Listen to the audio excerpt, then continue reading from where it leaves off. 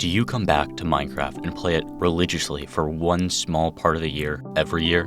This seems to have become a nearly universal experience across the player base. Games exist that I have sunk countless hours into, but none really come close to Minecraft in terms of long-term engagement. And by long-term, I mean that I still come back to this game after over a decade of playing it.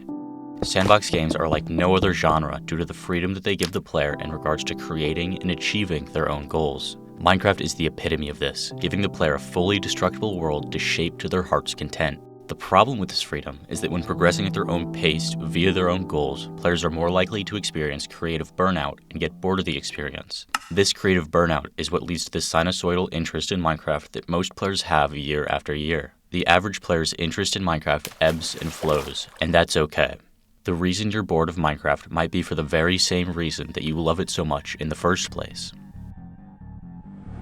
They're waiting for you, Gordon, in the test chamber.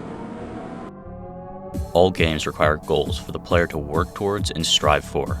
Goals are either explicitly given to the player or are created by the player themselves based on what they would like to achieve. This difference defines the pacing of their gameplay, as well as the pacing of the player's external interaction with the game, or in other words, how often and how much they play. Goals given to the player by the game, also known as extrinsic goals, are the driving force for player progression in most games. In purely linear games, it's about reaching the end of the level. In infinite arcade-style games, the goal is to get your score as high as possible. In competitive games, you need to outplay the opposing team, however that's measured. Even in non-linear, open-world games, there's usually some sort of overarching quest that needs completion. The player is given a goal in some way and is expected to complete this goal before progressing. Diverging from this norm can be uncomfortable for some. Goals that the player creates for themselves, or intrinsic goals, give the player a much deeper connection to the gameplay due to the fact that they themselves are the driving force in the direction of progression. Any game can benefit from intrinsic goals. It's just up to the player to set arbitrary rules and drive the progression of these goals forwards. This act of setting and following your own goals can be far more poignant than playing a game by its intended rule set. When I was younger, during familial events, my brother, cousins, and I would all congregate at the Wii in my grandparents' basement. Playing the games the intended way was fun and all, but some of the most fun and memorable experiences came from the times when we came up with arbitrary intrinsic goals and rules to modify how we played the games. Our favorite was what we called Jeep Tag. We took Jeep Thrills, a shovelware racing game of somewhat low quality, full of reused assets and little substance, and decided to completely ignore the extrinsic goal of racing. Instead, we played tag with the cars by ramming into each other. As long as no one finished a third lap, we could mess around indefinitely. An even playing field combined with a large open map, janky yet fun gyro controls, and visceral crashing effects made Jeep Thrills the perfect toolbox for creating our own game. Exchanging extrinsic goals for intrinsic goals, and in turn designing our own experience, led to incredibly unique gameplay that I haven't experienced in the same way since. This ultimately turned a shitty shovelware game into an instant classic. We had a direct hand on the design of the game, and therefore a stronger connection to it. Unfortunately, it is very rare to see games with a primary or even exclusive focus on intrinsic goals, as it requires the implementation of many diverse systems for the players to have a toolbox to build the stories that they would like to see. The player is trusted to become a part of the game design process, a designer of their own experience. They become both the player and designer, jumping between the two roles. When creating games heavily reliant on intrinsic goals, instead of just creating a platform for play, the developers must create a platform for simultaneous design and play. This runs the heavy risk of players losing interest. If a player breaks out of the flow of designing for their own play, even for a moment, they'll find that the game doesn't come with out-of-the-box fun. By dropping their role as designer, they will inevitably become a disinterested player. The only limit is your imagination, but your imagination is limited. Creative burnout is the greatest bottleneck on Minecraft. When the player is given too much responsibility to drive their own experience, if they are no longer able to do so, the quality of their experience will take a massive hit.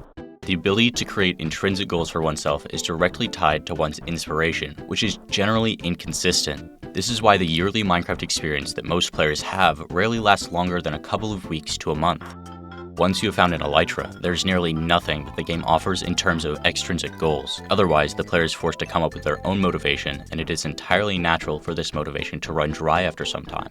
Minecraft has a niche where the vast majority of goals for the player are created by the player themselves. This unique approach to progression provides a hatful of both positives and negatives when it comes to enjoyment and retention. Sandbox games are well known for the hours upon hours that players are able to pour into them, oftentimes doing this with no concrete, explicit goals.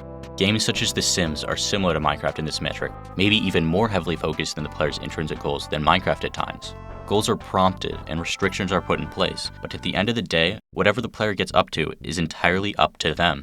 Stardew Valley and Terraria are close, but prompt the player with goals more often and require the player to complete extrinsic goals to progress in the game. As people try to come up with reasons for why Minecraft gets boring, it is a common complaint to blame it on the limited number of extrinsic goals. The only real extrinsic goal, other than keeping yourself alive and progressing through tool tiers, are the boss fights. Even then, none of these are entirely mandatory. After the completion of the dragon fight, the player gains access to the outer end islands, but this is somewhat superficial as the player can reach the islands without killing the dragon. This is one of the massive ways that Terraria differs as a game with similar heavy reliance on intrinsic goals. Killing specific bosses in Terraria will directly trigger different phases of the game, so without completing these goals, the player is locked out of a slew of content. While this does encourage player progression to be more focused, it eliminates the freedom and creativity that players could have had otherwise. Limiting the player's freedom strangles the replayability of games otherwise rife with possibilities. Minecraft gets boring because it is so reliant on players making their own goals. Without extrinsic goals to drive player progression, the progression is dependent on their own drive to find fun in the toolbox given to them. Once the player runs out of creative ideas, there's very little that the game will do to guide them. Conversely, extrinsic goals are less engaging on a second playthrough as they feel redundant and grindy. For this reason, Minecraft's replayability is second to none. There are very few other games that are played by so many in a cyclical way, playing for 1 month out of the year, every year. Some players claim that this is due to a fault in the game's design, wishing for more extrinsic goals and linear content following the end fight. In reality, this is a product of Minecraft's essence as a sandbox. For the same reason that Minecraft gets boring, it is the most replayable game ever created. After finishing the end fight, one of the only extrinsic goals in the game, the beloved end poem displays, and has some interesting insights on the design of the game itself. I realize that the poem was not written by those who designed the game, but it is interesting to view it as an analysis of the game's design rather than the transcendentalist poem that most see it as. I will not tell the player how to live. The two universe characters, indicated by their green and cyan colors, are omniscient beings that view the player's progression, but do not feel the need to interfere nor guide them until they have defeated the Ender Dragon. This is a direct parallel of the game itself, providing the player with very limited extrinsic goals, expecting them to discover their own ways to progress. And the universe said, everything you need is within you. And the universe said, the darkness you fight is within you. And the universe said, the light you seek is within you. Once again, the story that the player lives is designed by the player themselves. A key component in every story is its conflict and overcoming this conflict. The end poem defines Minecraft's story as one coming from within the player, intrinsically. The player isn't given a story nor conflict to traverse. Instead, they are given tools to create their own. Everyone's interest in Minecraft ebbs and flows. It is very common for players to abandon the game for months or years, only to return to it once again and create a new story to enjoy. You are supposed to get bored of Minecraft and go on to live your life. You can come back if and when you'd like. This player dreamed of sunlight and trees, of fire and water. It dreamed it created, and it dreamed it destroyed. It dreamed it hunted and was hunted. It dreamed of shelter. Sometimes the player dreamed it was a miner on the surface of a world that was flat and infinite. The sun was a square of white, the days were short, there was much to do, and death was a temporary inconvenience. Minecraft provides diverse systems that act as world-building tools for each player to use in unique ways to define their experience. Each player will use these tools differently, but all for the same purpose of creating a story in the world that they have been given. And the game was over, and the player woke up from the dream. And the player began a new dream, and the player dreamed again, dreamed better.